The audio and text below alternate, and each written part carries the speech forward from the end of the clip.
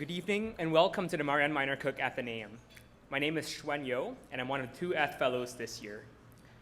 Proposition 8, known informally as Prop 8, was a California ballot proposition and a state constitutional amendment passed in the November 2008 California state elections. Prop 8 created a new amendment to the California Constitution which said, only marriage between a man and a woman is valid or recognized in California. Prop 8 was eventually ruled unconstitutional by a federal court in 2010, although the court decision did not go into effect until June 26, 2013, following the conclusion of proponents' appeals. Our speakers tonight, Chris Perry and Sandy Steer, were the lead plaintiffs in the landmark Supreme Court case, Hollingsworth versus Perry, the federal challenge to California's ban on same-sex marriage. Chris and Sandy first tried to marry in 2004, when the city of San Francisco began issuing marriage licenses to gay and lesbian couples. But that marriage was revoked under court order. 4 years later, shortly after California's Supreme Court ruled that the state constitution guaranteed same-sex couples the right to marry, the Prop 8 ballot initiative passed, changing the state constitution to limit marriage. When a legal team seeking to challenge Prop 8 approached Chris and Sandy to be plaintiffs, they agreed, signing on to a case that would include a 12-day trial, making its way through district and appellate courts before finally appearing before the Supreme Court of the United States. Their case has been documented in an HBO documentary, The Case Against 8.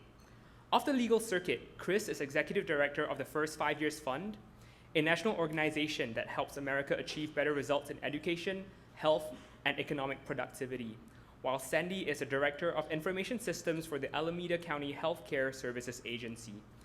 Chris and Sandy were invited to CMC jointly by CMC's Sexuality and Gender Alliance and the Claremont Journal of Law and Public Policy. Members of both groups join us at the Athenaeum tonight. As always, I must remind you that audio and visual recording is strictly prohibited. Please join me in welcoming Chris and Sandy to the Athenaeum.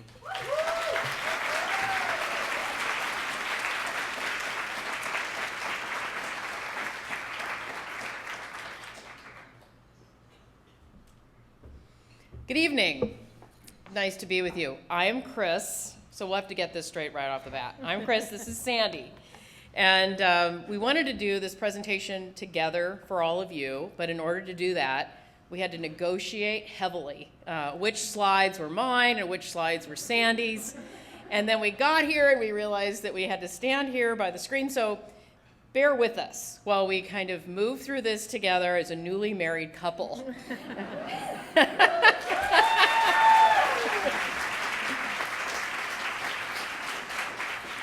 We also want to thank everyone that had us here tonight. I know it takes lots of people and lots of conversation and resources, and we're very grateful. And we hope that you enjoy hearing a little bit about our story as plaintiffs. We are not lawyers, and really, we're parents, and that's a big part of our story, and we're really happy to tell you a little bit about that. So let's get started.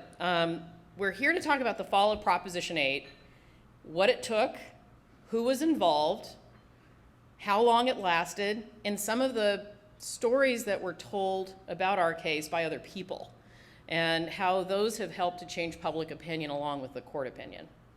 So let's start with that. The unconstitutional part of this is how it all starts, the unconstitutional proposition, which is the one that passed on November 4th, 2008, when California became the 29th state to ban gay marriage. And I won't dwell on this, but just prior to that, the California Supreme Court had made it legal for same-sex couples to get married. And the opponents to that decided they didn't like that, and they wanted to put something in front of the voters, and that was called Proposition 8. The vote was very close, 51 to 49, but the right that we had briefly was taken away. And those facts are the facts that drew our lawyers, Ted Olson and David Boies, together to fight for our constitutional right. We noticed today in one of the classes we visited when we said, Ted Olson and David Boies worked together on this case, that blank expressions. Who are these two? Well, just so you're aware, Ted Olson was the Solicitor General under George Bush II. David Boies fought him bitterly in Bush v. Gore and represented Al Gore in that very famous Supreme Court case that obviously resulted in a Bush presidency. These two had really gone head-to-head as partisan enemies many years earlier, but had become friends. And it was quite a benefit to the marriage equality movement that they wanted to work together on our issue. So we were quite fortunate that they not only wanted to work together, but on this issue, and they brought their bipartisan credentials to the effort. The next piece of the story really is about Sandy and I and Jeff and Paul. Jeff and Paul are the other plaintiff couple that were chosen to participate in this effort. And Sandy and I really were quite fortunate to be even aware that this legal case was being mounted. It only happened by happenstance. So back to my career as an early childhood education advocate in California, 25 years I had been working in state, local advocacy efforts within government. And I had the good fortune of working with Rob Reiner on something called Proposition 10. It's just a weird coincidence. Proposition 10 is a tobacco tax that is saved solely for the benefit of children birth to 5 in California. So I was chosen to run that trust for the state of California, and at the time I was hired, Rob was chairman of that board, and Gray Davis was the governor of California. A few short months later, Arnold Schwarzenegger successfully mounted a campaign to recall Governor Gray Davis and became the governor of California and was the governor for 6 years. And this is important because I was already there with Rob and Gray working on early childhood, and in comes Arnold Schwarzenegger. But then later, here comes Prop 8. And lo and behold, I and Sandy and Jeff and Paul had been selected to be plaintiffs in this case. And in order to do this, we had to file our case. And the case was called Perry versus Schwarzenegger. This was awkward. And actually, it was a good thing that that I had the friends that I had, and that Sandy and Jeff and Paul, we were all together in this. But one thing that was important about the case overall was that the governor, even though he was a Republican, didn't defend Proposition 8 in court, and the Attorney General, Jerry Brown, didn't defend the case in court either. So there really were no government defenders of Proposition 8, which led to a problem later on that we'll talk to you about. But that's how we got involved, and those are some of the players. So I'm going to talk a little bit about our family and who we are and why we are part of this case. As you can see, we are a family of many, many boys. So I have to say it was a rare pleasure today. We got to go to a class at Scripps with Vanessa Tyson, all women. I'm like, wow, I had no idea that could even happen. So it's fantastic. And these are pictures just to prove that we're a relatively normal family. And here we are with our 4 sons. Chris has the 2 younger sons that we call the little boys. They're only 6'2" now, and about the age of most of the students here. And the older boys are mine. Our children are both from previous marriages, or marriage for me, in my case, because I was married to a man for a number of years, my children's father. And Chris had a domestic partner that she had her children with. What you don't see here is the many, many friends that we got to enjoy and host over the years, and 2 of whom are with us this evening, because 2 are students at one of the colleges here. So a shout out to Lindsay and to Sophie. And Sophie for helping bring us here tonight, and Lindsay because Chris has known her since the day she was born. So here we are several years ago, and when we got involved in the case and asked to become a part of the case, and this is interesting, one of the students tonight said, so you decided to, you tried to get a marriage license and you were denied, and then you went and found lawyers. And I said, no, actually, it's quite the other way around, which is sort of typical in a civil rights case. In fact, what had happened, a strategy was crafted by lawyers and other political strategists, including Rob Reiner and Chad Griffin, who is now is the director of HRC, and they had pulled together this team of people to mount this vision of a court case that would be filed at the federal level, but they had to have plaintiffs. They wanted 2 sets of plaintiffs, a male couple and a female couple, and so they had to find them. So they found Jeff and Paul, the male couple who are from Southern California, because they had done some really great media work kind of to the anti-Prop 8 campaign. So while Prop 8 had the advertisements that you saw, like the storm's coming, the clouds are gathering, oh no, the gays are going to get married, it'll be terrible. They did a really funny spoof on that. It's like, oh, the storm is coming, and it was a really great kind of antidote. And Chad and Rob found out about this and approached them and said, we love what you did, and got to know them better, invited them to be plaintiffs, and they accepted. In our case, it was because of Chris's professional connection that we were asked to become plaintiffs. And when they asked us, the first thing that we did was check with our kids, because we knew that there would be a certain amount of media attention. We didn't really know how much. Of course, it ended up being quite a lot. And the kids, we went one by one. The oldest was in college, the second in high school, and the youngest ones, the little boys, were in 8th grade. And they were all very much supportive of it. In fact, they said, we think that's great, and you should absolutely do it, and I would really like to borrow the car, please. So. And I'm like, of course, always back to that. So there we are. And now, so this is the time you'll see a wedding picture here. In 2004, Chris and I were married in San Francisco when Gavin Newsom made that a possibility for us. And so that was our second wedding. We got married in San Francisco, and then we had this wedding celebration with our families back in 2004. So now we fast forward to what does it take to be involved in a case? Well, it takes a lot of preparation. When we entered the case, we all assumed and expected it to be a case without a trial. So we anticipated it would be a summary judgment case. But in fact, what happened, we were at the courtroom when Judge Von Walker said, I want a trial and a full presentation of the evidence. At the time, we were kind of blown away by that. Like, what would that mean, and how would we be involved and participate in that? And we soon learned that we would be, in fact, the first witnesses on the stand of the trial. So to prepare for that, we had to prepare for deposition, and then go through a deposition, and then prepare for trial, and go through the trial. And the deposition prep is very long and grueling, as is the trial prep. We were prepped by junior lawyers for the deposition, and then Ted Olson did most of our prep for the actual trial, which was very, very helpful, and he helped us explore kind of our lives in a more deep way than you normally might, and really examine discrimination that we'd faced and talk about that, and so that we could take that information and kind of translate it into the court when we were asked questions about that experience. So here you have these beautiful pictures. I don't know why they make you look so bad. We saw those, I thought, wow, that's what that guy thought we looked like. So anyway, that's our sad picture. And that's our lives on trial, anything but ordinary, because it is not an ordinary feeling at all. And I think this is yours. So Chris is going to talk about the trial itself.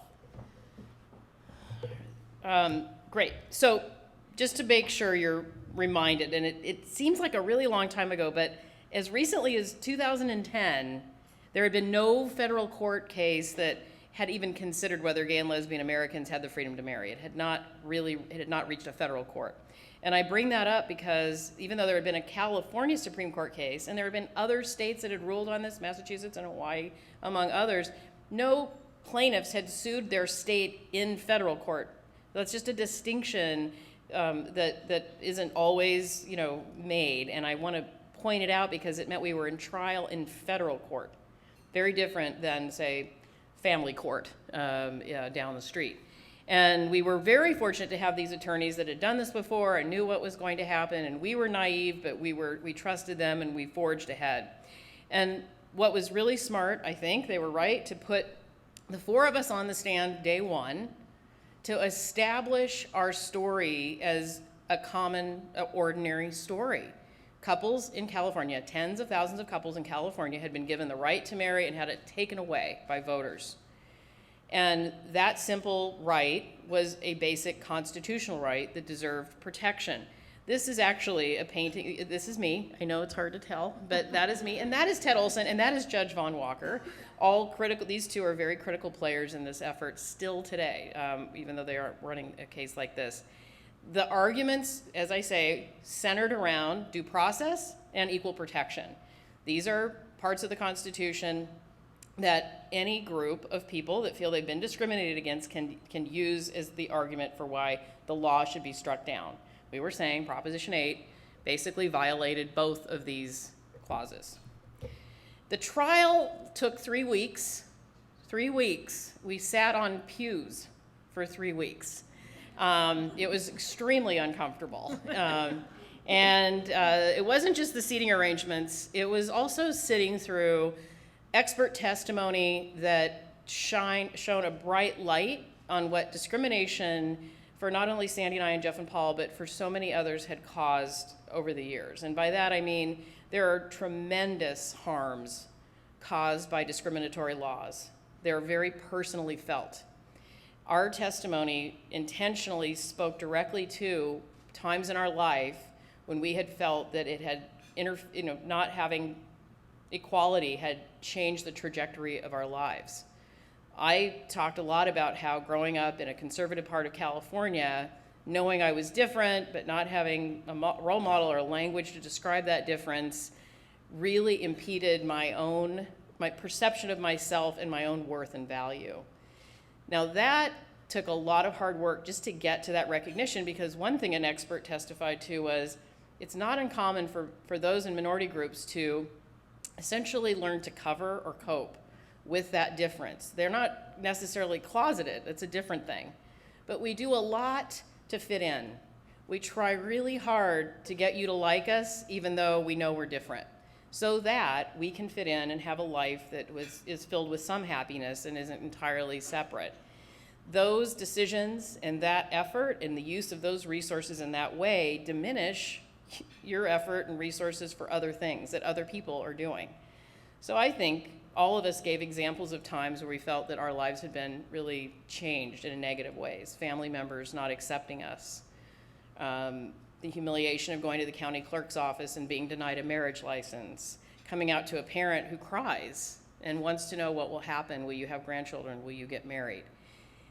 They add up over years and make you feel as if you're less than. And then a policy like Proposition 8 makes it absolutely clear. You are less than. You don't get to make a decision that all other adults do make. Those witnesses that were brought in after us, Jeff and Paul, were also really compelling, and Sandy talked a lot about wanting just the same rights that everybody else had that were bestowed upon them by the Constitution. Again, finer point, nobody was asking for more rights than other people, the same rights as other people. The history of marriage was the jumping off point for the expert witnesses. There were 17 of them. And of course, they went back in time and talked about the history of marriage to debunk one of the key arguments of the other side, which is that there's something called traditional marriage. There's something called traditional marriage. Well, in fact, there isn't something called traditional marriage when you ask scholars of the institution of marriage. And both of these witnesses spoke really eloquently about how much marriage has changed over the generations. Nancy Cott spoke about marriage in the time of slavery and how when slaves were freed, one of the very first things they wanted to do was be married and say I do with the force that I do means when you're free. And that is actually how it feels when you have a right given back to you or you finally get a right. You say something with more belief in it than you ever thought you could. So the meaning of that has almost more meaning than someone who never had to fight to have it in the first place. Dr. Chauncey was equally compelling in his work about, the campaigns that gays had been waging for years around marriage and how the institution had changed for not only interracial marriage, but for in regards to the rights of women and other groups. A professor from UCLA, Letitia Peplau, was a fun witness. Talked a lot about how people have come up with alternatives to marriage, really interesting alternatives like domestic partnership. And isn't that just as good in civil unions? Come on, it's almost the same. You have almost the same rights, you just don't get to use the word marriage. Is that okay? Well, she made a funny joke about how she doesn't think that Gertrude and Sally are waiting to, celebrate their domestic partnership. It isn't the same thing, and it's not fun to celebrate being less than. So these sort of distinctions that the other side was making, can't we give you this, like part of this? Ruth Bader Ginsburg referred to it as skim milk marriages. I think these are really important points that people are making, is that less than isn't as good. And attempts were made for many years to develop policies to keep gays and lesbians out of the institution of marriage. Elon Meyer, who was a socio-medical professor at Columbia, also talked about how domestic partnership, yes, it's helpful and children do get some benefit from it, but again, not as good and not an acceptable substitute.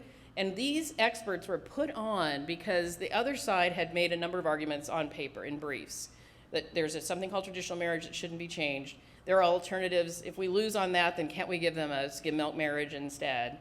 And then there was even this idea that marriage, the institution of marriage, yes, it's a good thing, but it's not that good. It's not that good. And so the benefits of marriage aren't such that everyone should need it so much or want it so much. What if the benefits of marriage aren't documented and we don't have to fight over them? And we brought experts in that said, no, in fact, married people are healthier and wealthier than unmarried people.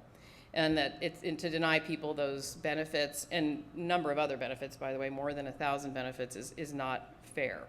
They had a great character witness in Helen Zia, who's a journalist that spoke about how she had felt changed by her marriage. She got married in that 6-month window in California, which was wonderful. Mayor Jerry Sanders from San Diego told a very compelling story as a policymaker in San Diego about almost passing a ban in San Diego on marriage equality during that 6-month window, and then learned or knew that his own daughter was gay and was engaged to be married, and that if he had followed his party position on marriage equality, he'd have denied his own daughter the right to be married. And she was in court that day. It was very teary and very, very poignant for him to talk about how he decided to support his own daughter and decline basically the position of his party that day, and he had ended up stepping down eventually. So these are brave acts by individual people to say, I can't put a bad policy up and have it be part of my record.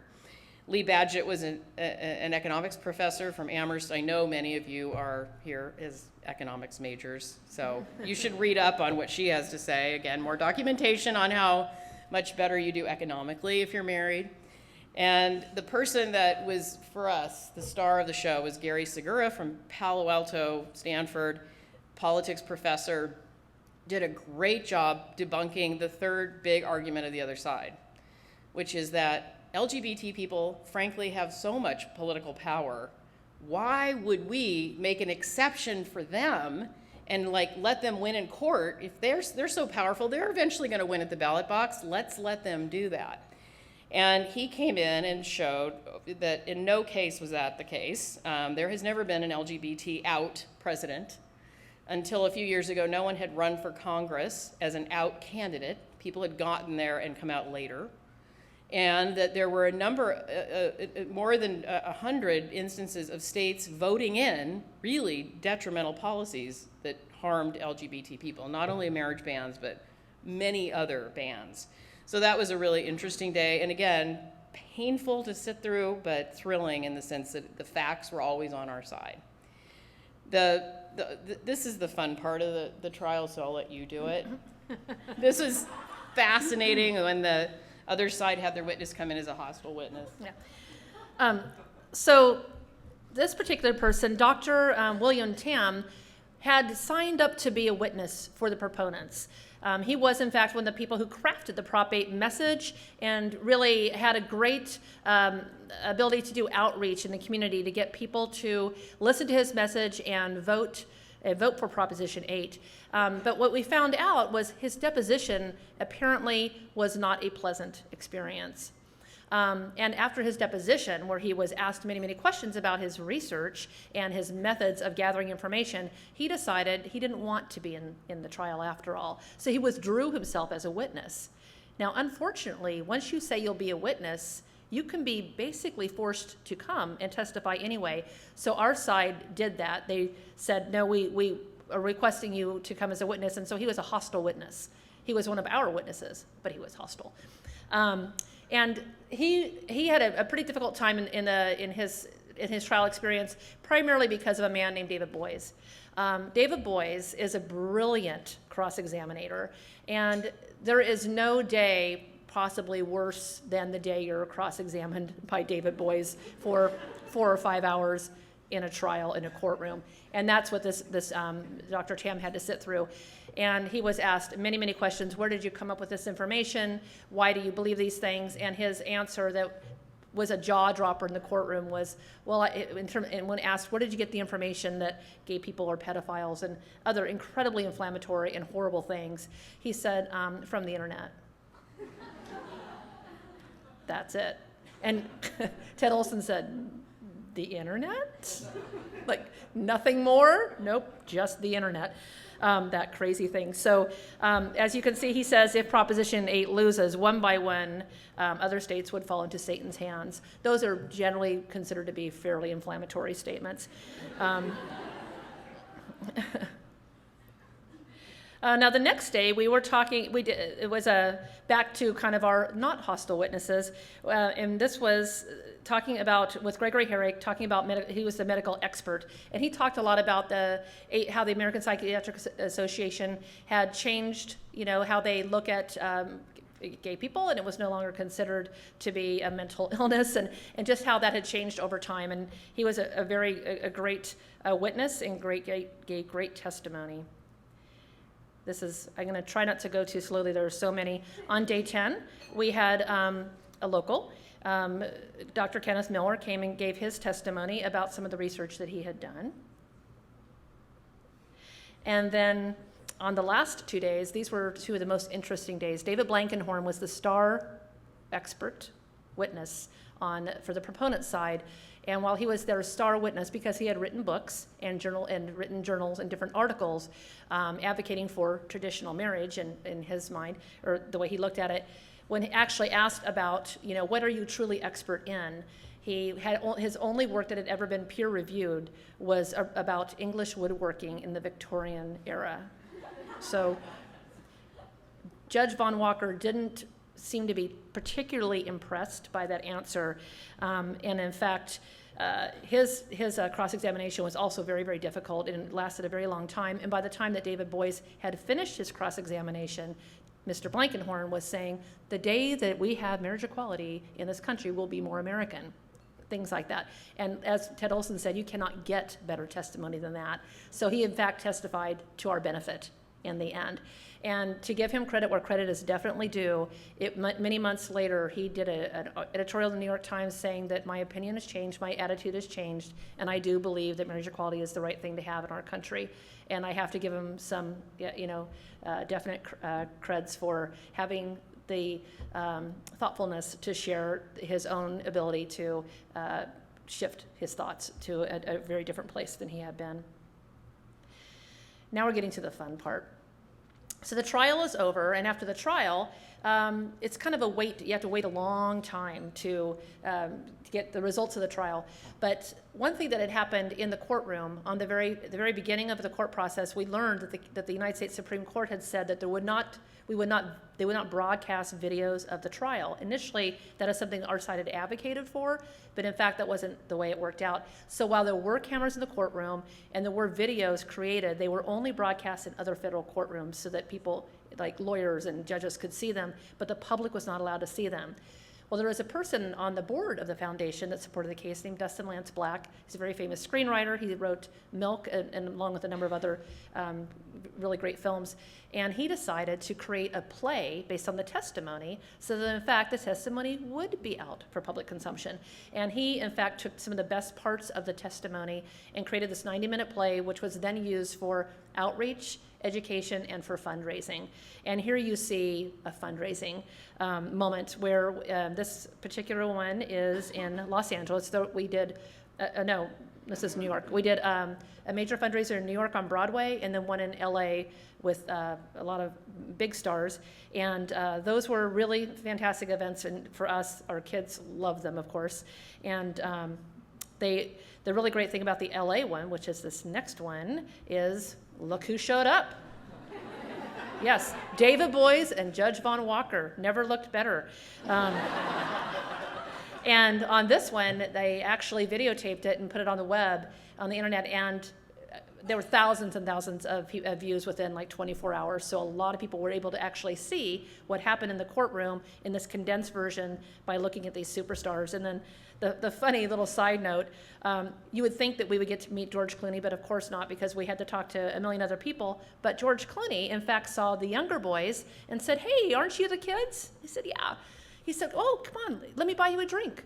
And they were, 18 or and or something like that, or 17. And one of them, Elliot, said, "We can't have drinks. We're not old enough." So he was taking our children down the wrong path, but it didn't work. It didn't work. Thank heavens. And in this slide, you see a much taller and slimmer and far more glamorous version of ourselves. So Jamie Lee Curtis is me, and Christine Lottie is Chris. And they did a beautiful job telling our story in this particular scene. They are, it's as though they were, on the witness stand and talking about the harms. Like, when I was young, this is what happened to me, and that's been my life. And we were very, very grateful that such esteemed actresses would want to play our parts, and they were lovely and to get to meet and get to know as well. And then here, this is just the fun part. These are the parties and the cool things that we got to do, and the relationships that we forged. And you see our boys with their actors who played them in New York, as well as these other scenes. And then came victory.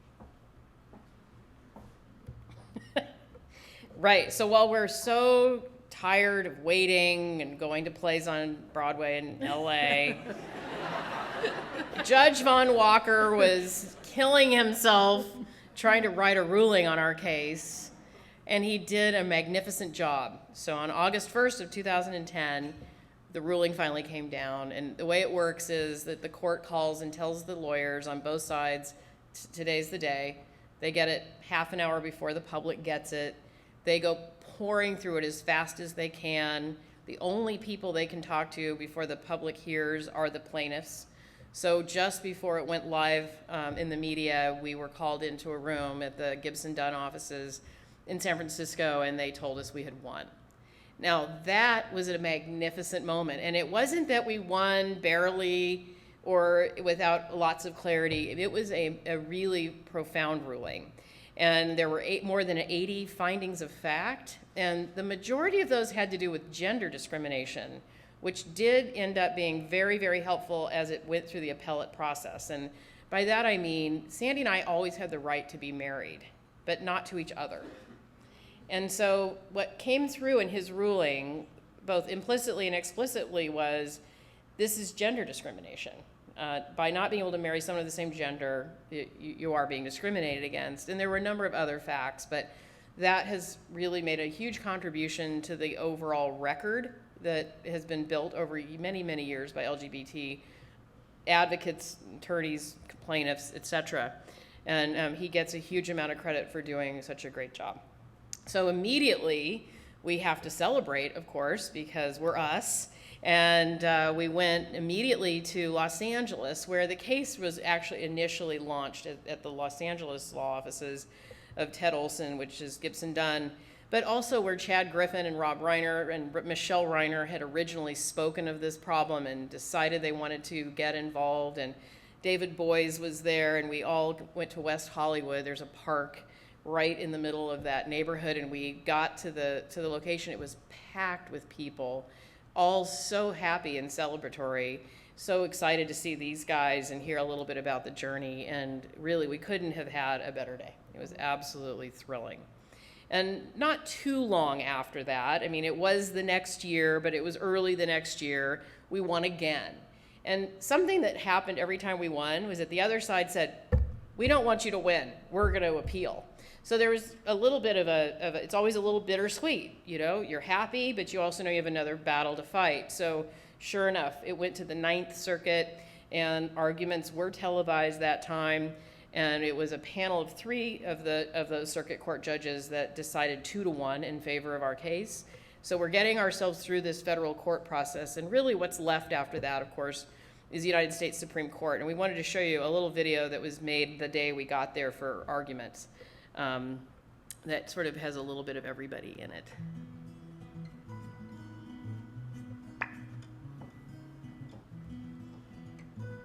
Well, here it is the day before we go to the Supreme Court to hear Ted Olson and the Solicitor General argue our case in front of the Supreme Court. So today, in order to get ready, we're going to the National Archives to see the U.S. Constitution, which is a huge highlight for both Sandy and I and our kids.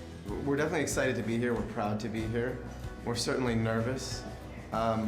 cautiously optimistic, but most importantly, we're hopeful. Right now, we're just preparing for the argument, and it's to go through and make sure that we have every possible question, every possible argument the other side can come up with, and we've done as much as we can to prepare to respond to those.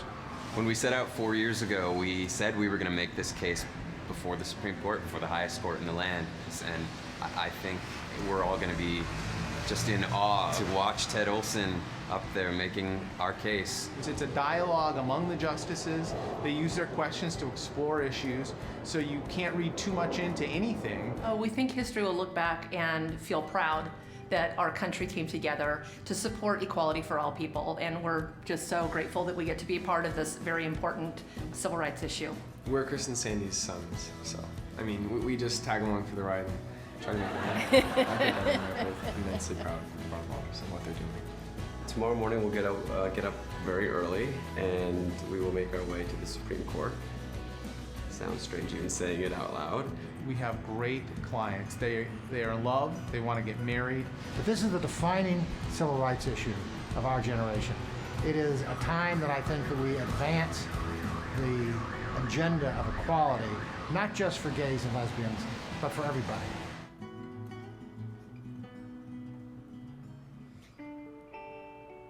It's freezing, but of course I'm so excited to be here. We've been on the case for a very, very long time, and it's been a great journey, and we've accomplished a lot so far.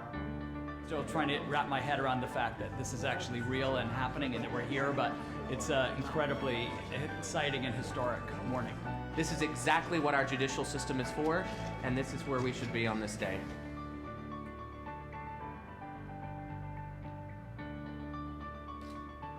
A lot of people have made this possible by their generous support, and we want to thank them for it, and thank the millions of people around the country that have worked so hard to make this possible. To me, all of this work, everything that we're doing is about the next generation, so that the young people out there who are just coming of age, falling in love for the first time, they do so without judgment. I know what I'm going to be seeing from our side. Ted Olson is going to be brilliant, as he always is, and he will make the points that we feel necessary. It's incredible, you know, it's a historic day for the LGBT rights movement.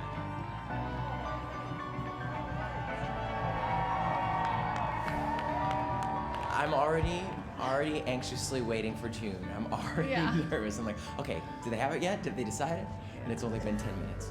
It's a little bit of a relief, but at the same time, now we wait. And we know we have to wait for 3 months before we find out what they've decided. The most important battle, I think, clearly has been won.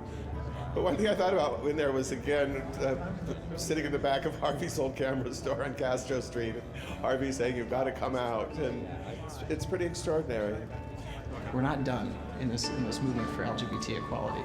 So next is get back to work and keep fighting to make sure the next generation's lives are better than ours. And I think that's our job as Americans.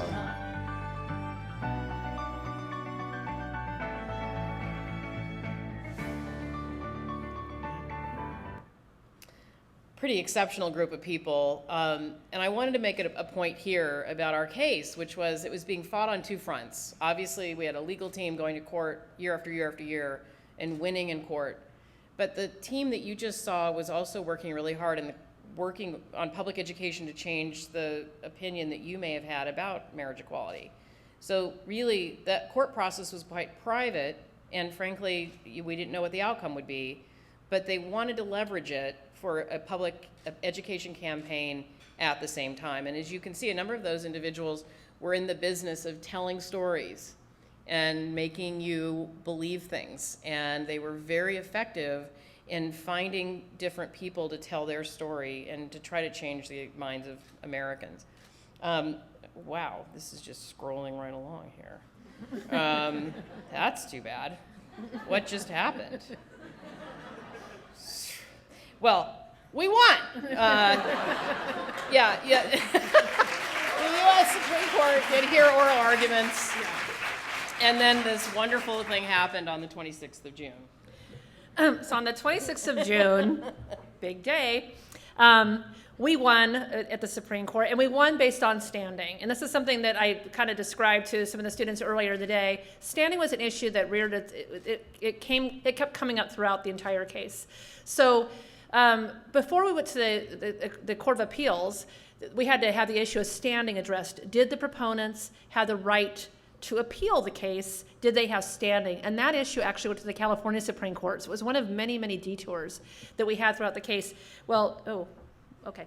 Sorry about that. But when we got to the actual court, so the Supreme Court, they could have ruled different ways. They could have ruled in our favor based on the merits of the case, and that's of course what we really had hoped for, because that really would have been a national ruling and would also have acknowledged the great body of work that our trial had in fact gathered, and it would have acknowledged the witnesses, the expert testimony, and all of that, and the facts and the findings of fact. But in fact, what they decided was that the proponents did not have standing to appeal to the Supreme Court, and therefore we won kind of by default because they remanded it back to the district decision. Now, the district decision was a fantastic decision in our favor, but that is how it came out. So it was a victory, but it wasn't quite the big, huge victory that we had hoped we might have at that time, which would especially couple with DOMA that day. And DOMA was the Defense of Marriage Act that was struck down with the Windsor case. Edie Windsor, in her case after her wife passed away, she filed that case. That case was decided on the same day, and that case, of course, granted federal benefits for people in same-sex marriages throughout the country. Our case allowed Californians to get married. But it wasn't just not that many months later, as we all know, that we had a much better, broader ruling. So on this day, you see us looking slimmer than normal and victorious because, honestly, I played with that picture a little bit. So and then we had a really rare and fantastic moment where the president called. So we were, Chad Griffin said, "Hey, guys, come over here. I have the president on the phone. He's on Air Force One," and he called to say congratulations, and we could barely speak. It's one of the rare moments that we could barely speak, but it was quite fantastic. And then 2 days later, we got married. The stay was lifted. There had been a stay throughout the entire case, and because we didn't have a final ruling, the stay was lifted. For us, it was quite a surprise the day that the stay was lifted because we anticipated it would be about 20 to 30 days, is what the lawyers told us. So we had the ruling on a Wednesday. Wednesday we're in DC having the ruling. Thursday we're in LA for a big event. Friday we're back home. Chris and I decide we're going to go to work. We've been gone so much. It's just terrible to be gone from work this much. And we're in our offices, and at about 11 in the morning, we get a call from the lawyers saying, "We think they're going to lift the stay. That there's a rumor that they might. Can you please come into the law offices? You might be this would be the day you'll get married." Now that's a weird thing. I'm like, it's Friday. I'm at work. We aren't prepared. We don't even have cute outfits. I mean, how can this be happening? And we only had one son at home. The other three were in different states and different places and not accessible. And we had always thought, wouldn't it be wonderful when we finally get married legally, we'll have our boys with us again, but they'll be all grown up. It'll be this beautiful family affair, and we'll cherish it forever. And instead, we're racing down a freeway, trying to pull ourselves together. I went to the camp where Elliot was working. I said, "Elliot, I know this is a little strange. You need to leave work right now." And he was able to. So we ended up getting married with one of our sons as our witness, which was lovely. And here this is our actual wedding day in San Francisco at City Hall. And we were serenaded by the Gay Men's Choir of San Francisco. Amazing. We have many, many guests in the area that we did not know. So we had strangers attending our wedding. So many different things. But it was a great and beautiful day, and it was followed the next day that weekend we had the Gay Pride Parade, which was incredibly fun. And we met a young woman today who said that was her first trip to San Francisco. She got to see the Gay Pride Parade that year when I think 1 million people were there, and it was you could just feel the victorious and exuberant celebration on the streets, which is quite amazing. And then so we have all of that. That's all wildly exciting. And then this next thing happens, which is a documentary is made about the case. Now, throughout the entire case, there have been documentary filmmakers following us around. At first, I could barely remember who they were. Or they'd be in the law offices kind of always with their cameras. And like, what are those guys doing again with their cameras? And, they're filming. They're going to make a documentary. And I thought, they're not going to make a documentary. It's sweet. I hope they do. That would be great. But really, that seemed like a far-fetched thing. Then they came to our house and started hanging at our house. And it started to seem like, well, maybe they were actually going to do something. And they were fantastic young filmmakers. They, in fact, did make this beautiful documentary that ended up getting picked up and edited by HBO, which is a good thing in the film world because it really is going to give your film exposure. They did a beautiful job, and we ended up going to many film festivals where the film was shown. It won many awards, Sundance Best Documentary, among others. San Francisco, it opened up Frameline, which is the Gay Film Festival, which is near and dear to our hearts since that's where we're from. And it really, it was a great experience for us to be part of that, but we feel like more importantly, it went into people's living rooms and it told a story that needed to be told, and it helped people in the hinterlands of the country, like in Iowa where I'm from, Bakersfield where Chris is from, to really take a look at those important arguments and the case that was made against 8 and for marriage equality. And it was a great journey for us to be on and enjoy. And then came June 2015. Let me finish up. Exactly 2 years later to the day, the Supreme Court ruled again in Obergefell versus Hodges in favor of marriage equality for all states, which was an incredibly moving and important day for Sandy and I think for couples all over the country. There was so much attention paid to the issue leading up to our case. And oddly enough, I think people started to think that this was inevitable. The tipping point, we tipped it. there wasn't much to fight over, but there really was. So when it was finally said and done, we were at the Supreme Court, and that's because we moved to DC 10 blocks away from the Supreme Court. Not on purpose. But it was actually kind of cool when we found the place we wanted to live, and it was right there. So this is us on the news that day, talking about how meaningful this all was. And then a couple days later, the whole team that worked on our case got together at the Reiners, and we had a reunion. And you probably saw lots of them in that video clip. But we wanted you to be sure to notice there's Rob and Sandy and I, of course, and Jeff and Paul. But also, wow, this is just not cooperating. A whole set of folks who work behind the scenes, like Ted Boutros, who's near the end, and I'm not going to bother with that. And Michelle Reiner is in front of Rob by Norman Lear. Norman was one of the key investors at the very beginning and stuck with us through the whole thing. So anyway, we wanted you to see these wonderful people and know that they were behind the scenes of so much good in this state and in this country, and they get very little credit, but they did a huge amount. So on that note, we want to conclude our remarks, but before I do that, I want to say, as Dustin said, one of the major reasons for this effort was to help the next generation, which is all of you. And you are fortunate to have a saga on your campus that is here to help all students thinking about this issue, wanting to make a difference, allies or otherwise. So be happy about that. Support them, because kids all over, or students all over America are doing the same thing, and we would really love to know that you're going to be doing that here too. So let's conclude that part and do a Q&A.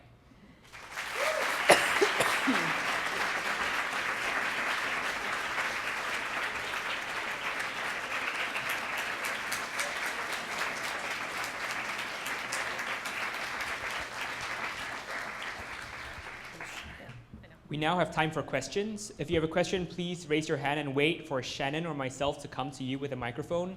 As always, priority will go to students. Mm-hmm. No, because we don't have mics. Yes.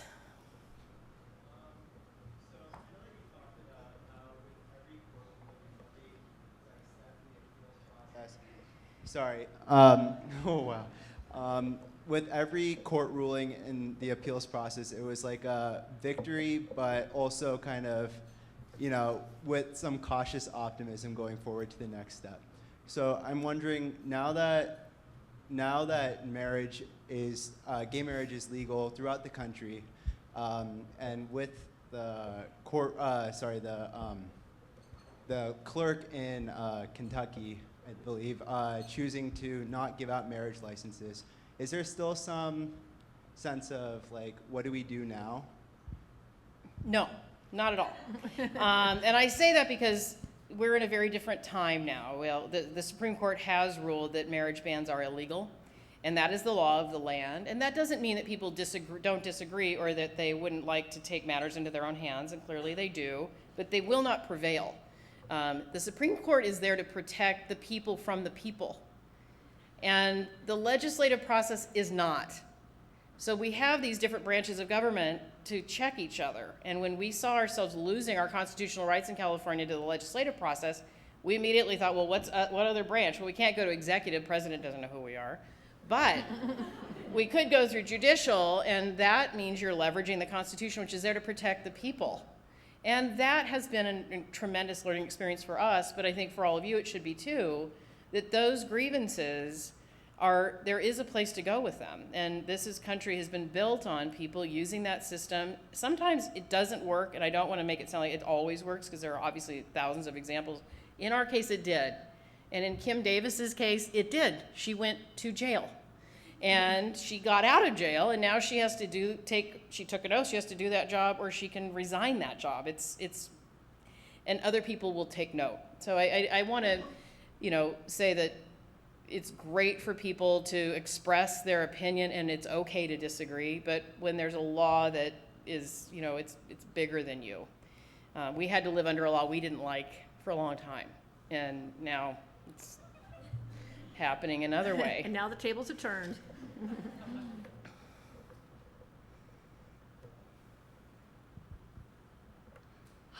Oh, is it my turn? Okay. Thank you so much for coming and speaking tonight.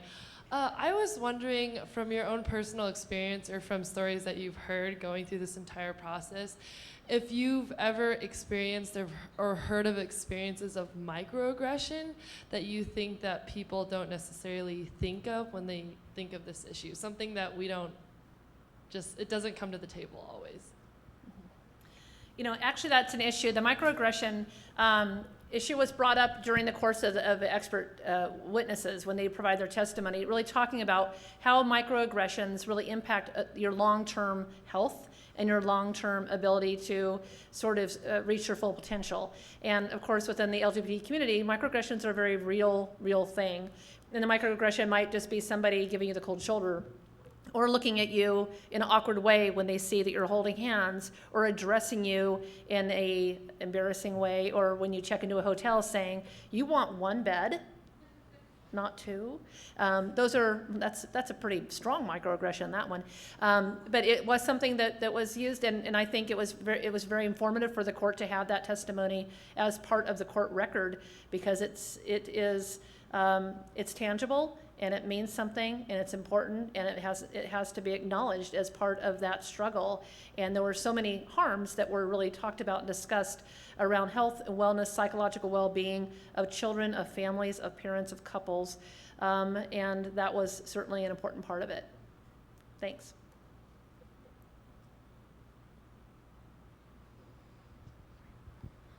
Hi, thanks again. I have a little bit of a maybe challenging question. So in like the documentary pieces that we've seen, a lot of, and kind of the general discourse, people say that marriage equality is a win for the LGBT community. And while you have mentioned that, of course, a lot of the decision was based on gender, and how do you say traditional marriage if you don't acknowledge that there's a gender spectrum, that kind of thing. But I think I've heard from a lot of peers, a lot of people, on my Facebook feed, that they say, yeah, love wins, but when we center so much of political discourse on marriage, which is obviously a very important right, there are, tons of trans people being killed, trans people of color getting the brunt of that. And so I'm curious kind of your perspective on coupling marriage equality with rights of trans people, and how, maybe in the course of your work in this field how have your perspectives developed or not? It's interesting. That's an interesting question about how you represent different groups of people, and it really shines a light on how there are many incredibly important, urgent, big questions and problems to address. Our case addressed one. The marriage equality issue does get broad attention because almost everybody in the world can relate to the issue of wanting to be married or having it as an option. So it did get a lot of press, a lot of attention, a lot of support, a lot of financial support, and that's not. And it was a very focused effort for that particular outcome. It does not in any way negate other incredibly important issues that we have to continue to address. And the great thing about the organizations that, like the HRC that supported us, they are doing amazing work on these other very important issues. And I think their hard job is to keep the momentum going, so to keep the fundraising going. So you don't want your funding base to stop because they think, oh, I got what I wanted, now I'm done. We have to look at it. We have to be bigger than that as a group of people who support important issues, and the work is not done. It's harder. It's actually harder work because the masses of people don't relate to that issue, and many people don't understand those issues. And so you have to do a lot of educating, and you have to get people to care about a very small minority that is somewhat invisible. And it just takes, I think, a great deal of work and the collective efforts of the organizations that have done great work already. And I think it's something that your generation will really take forward in a really meaningful way. But I hope, just to let you know, organizations are paying attention. They are doing some really good work on it, and it's not lost on the advocacy world at all, that there's huge amounts of work to done. And I work in Health and Human Services now, and for the Administration for Children and Families, and one thing that we're looking at are LGBTQ transgendered youth in the foster care system, leaving foster care, homeless and runaway youth, because they are painfully overrepresented in those populations. And the federal government really wants to do something about that. So there's a lot of effort out there. Lindsay? Oh, you didn't have your hand up? Somebody else does. Okay. Good evening, you guys. Thank you so much for coming and speaking with us tonight, as well as for all of the hard work that you've done on this issue. I was wondering if you could speak a little bit about the experience of your kids. I imagine that sort of besides just sort of the enormous public sort of media pressure that sort of your entire family felt, that as the sort of raising kids in a family with gay parents, at least in this day and age, sort of may still cause some different issues that they have to handle that children with straight parents may not. And I was wondering if you could speak to sort of whether there are any issues that develop there, and if so, like how do you as parents handle and respond to those? They're all very different, so we can't generalize, but we've asked them the question many times, and it's mixed. I think every one of them is a stronger person for being in our family. No question. And from being in a blended family, they're stronger. They took a lot away from this experience for their own lives, and they're using that experience in very different ways. Some of them are more political and activist oriented, and some are kinder and gentler with other people. And those are all really good lessons that we're glad we're a part of. And I think that they are, since they're the same age as all of you, the likelihood of them living in a different world because of this small contribution we made, but the contributions you will all make collectively is so exciting to us. So yes, we taught them some things, we put them through some difficult experiences, and now they'll forge their own path, and I think we'll create an even better world than the one we're in today. Microaggressions and aggressions and all these things, they really interfere with your, not just happiness, which is actually a really important thing, but just the quality of your whole entire life. And to think that you could take away some of these burdens that we put on people just by telling them that who they are is wrong is, on the aggregate as a society, we would all be so much better off if we were telling each other, you're okay, you're good. And I think we can get there, but we're looking to all of you for that. We didn't get as much of that as I think we should have. So talking about revolution and political change, what is some advice that you would give our generation and maybe the millennial generation in general about change and how it happens and how we should change our behavior in certain ways to make it happen? Great question about millennial, sort of the role of millennials and what you seem to offer and maybe where you might run into some rough water as the employer of many millennials. I will say that you are a remarkable bunch, incredibly bright and talented and focused on goals. And then sometimes it's hard for you to get feedback or constructive criticism about how to navigate difficult systems and difficult issues and be patient. So while I'm also sitting here saying, don't give up the fight, push for what you want, be what you want to be, there are moments where you have to just take a knee and let the bullets fly over your head so that you can get up and live another day. And I think that's like fighting smart. So don't take a knee for too long, but don't think that if you're not out there every day, arm to arm combat with people, that you're not being a good advocate, because you are. You also have to pace yourself. There's a lot of stamina involved in this. 6 years we worked on it. Think of all the people that worked for decades on issues and didn't even have this outcome, and still we respect that effort. So I think it's a combination of the two, and lots of experience tells you that you can be fast, but sometimes it's good to go slow. So I can't wait to see what you all do. Hey, good evening. Thank you so much for your talk. I thoroughly enjoyed it. My question for you guys is what you think the future of international politics on the issue of same-sex marriages. I mean, you have countries in, sub-Saharan Africa where homosexuality is punishable with death. You have countries like Germany where it's on the cusp of legalization, and curious what you think the future is for international politics. Well, we kind of are, squarely in the middle here in the U.S., right? We were woefully behind a number of countries, and we're quite ahead of a number of other countries. And I think that we should strive to be even more of a leader in this area. I think that people running for president, except for one that I can hear clearly, is saying that she thinks that it's a really good issue for her to run on. And so I hope to see it play itself out, this sort of need to model for the world how to be inclusive and respectful of our citizens, that, our residents, is something that has to come from the very top. I was fortunate enough to be at a meeting at the United Nations a couple of weeks ago on an early childhood issue, not marriage equality or LGBT rights. But it did occur to me as I was sitting there that that's another place. We don't often think we need to go to the United Nations and talk about this issue, but I know a number of you will find yourselves there in jobs or internships or other ways. And we do carry as a country a huge amount of influence, and other countries do look to us for, not only what to do, but for help doing it. We're really inspired by the great work of some of the international corporations that are based in other countries, and in those countries where they have terrible policies on LGBT, they as employers are modeling how to treat people at work.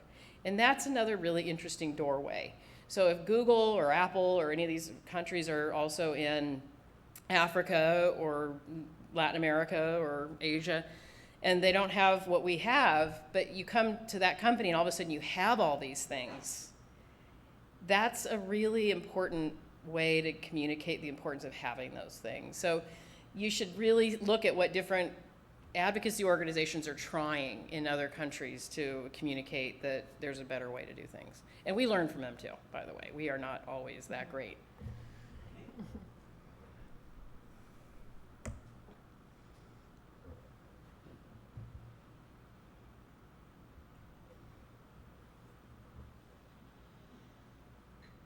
Hi, thank you for coming. I know you said a little bit that you feel like you were kind of almost naive when you began this process, and I'm curious if you could speak to something that I feel like you've probably experienced more than even most people do, which is the way that people who are out or tell people that they are LGBTQ+ are sort of pressured to be these perfect educators and to know everything and have every answer and be willing to dispense all of that knowledge on everyone and, sort of be these paragons. And I'm curious, it seems like you probably are expected to do that almost more so than most, but I was wondering if you could speak to that and the way that people sort of expect you to do all of the work for them and to do it all the time and whenever they ask. Yeah. Well, this is an interesting issue between Sandy and I, which is I came out as a teenager and Sandy came out when she was 35. And so my sensitivity around LGBT discrimination is long. I've been subjected to it longer, and I have, in a sense, a deeper appreciation for what it's like to live in these shoes. But for Sandy to come to this as an older person is also a really unique perspective, because she actually had the privilege of being married to a man and then saw what it was like to not have that right. So we often come at these things in very different ways, and I sometimes think, well, Sandy, you don't sound like an expert right now. You know, like because you've only been out for, 30 years? You're 65 now? That was a joke. Nobody laughed, so that's not good. I am not 65. She's not even 55, but, I really appreciate that question, because we all bring such different backgrounds to this, and I can't speak for one other person or Sandy, and she can't speak for me, and yet I think when we each try to tell our story, we cover a lot of the bases, and we're really happy to do it. But it is kind of a funny thing to be the people that are supposed to do it. I don't know how that happened. Yeah, but one of the cool things that happened along the way is that, we met so many different people with different perspectives, and we also, it forced conversations with family and friends that you might have avoided having, quite frankly, because you didn't really have to have it. But we ended up having these conversations about acceptance of us and how you're treated by different people. And we saw people who we love dearly make kind of a slow transition to being more supportive and more authentic in their support, where you might have had a family member who was like, oh, I'm very supportive of you, and I hope you're, good luck to you. Well, it's a little thin. It's a little thin. And when we were involved in the case, we'd say, we had issues like around people feeling joyful about some of the experiences we had in the case when we in fact had won something, where they were like, well, you won, let's keep that quiet. Sort of we don't want to just shout it out that you're involved in this case. It's kind of a dicey issue. And we didn't think that at all. We thought, no, we actually are proud of it, and we don't want to keep it quiet, and we think it's a big deal. We want people to know. So it forced our families and people that we love to really come to grips with it. And it also helped us, certainly me, coming from a more conservative family, from the Midwest, very Catholic, to have more patience for the transition of other people. So I've become a more patient person. I've become more patient with people who believe in a very different political agenda than I do, and I've become more patient with people like David Blankenhorn, who stood up to be a witness for the proponents and ended up speaking what he ended up feeling was the truth, which is that we would be more American the day we had marriage equality. And then he had the nerve to come and say so in the front of the New York Times on an editorial, and that's a great thing. That shows bravery for changing, and I think it helped me and people around us certainly accept others' ability to change. So I can say this to you, I'm sure everybody in this room knows somebody that has a very different perspective, either on this issue or another issue that's near and dear to your heart. And it's easy to feel like, if you don't believe the way I believe, if you don't support me on this thing, I'm done with you, right? But if you're done with everybody who doesn't believe the same way you do on things, you can be done with a lot of people in no time. And especially with people of an older generation, much older than me.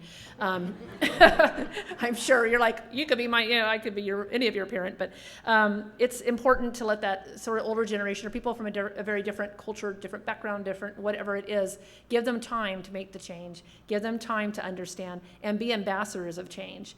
And by that I mean you ask questions, you tell people how you feel, you explain yourself. You have to be brave. You have to be brave at the Thanksgiving dinner when your uncle says something offensive, and say, wow, I really think about that differently, and this is why I think that. And it doesn't have to be an argument. It can just be a conversation.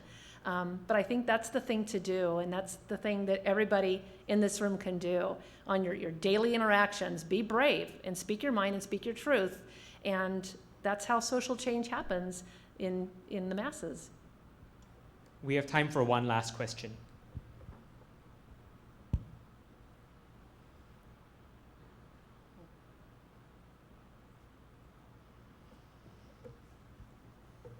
Thank you so much for being here, Chris and Sandy. This is a remarkable evening. So you've been talking personally, so I'll take the liberty to ask, how has marriage changed your lives? In a sense, it's clear that it was worth it. It was worth it for the country. But how has it changed things for you? Oh, that's a great question. You know, it changed for us. It really did change our lives in a maybe a sort of an invisible way, because we've been together. By the time we got married, we've been together for 13 years. That's a long time.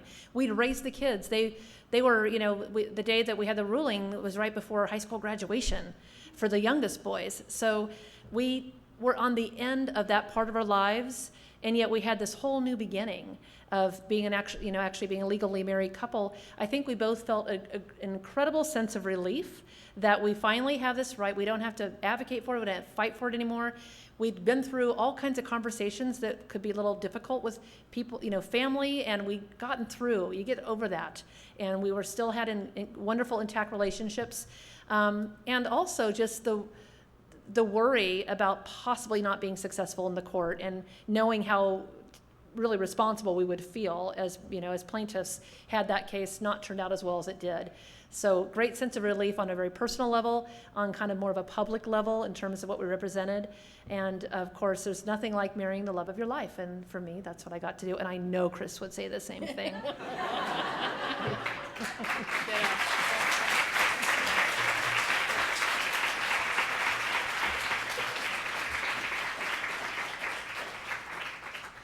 You all have been fantastic. Thank you so much for coming this evening. What a beautiful show of support. We've loved being here. Your hospitality is amazing, and the beautiful campus, and you're just a wonderful, beautiful group of young people. So good for you. Go out, do good work. Thanks.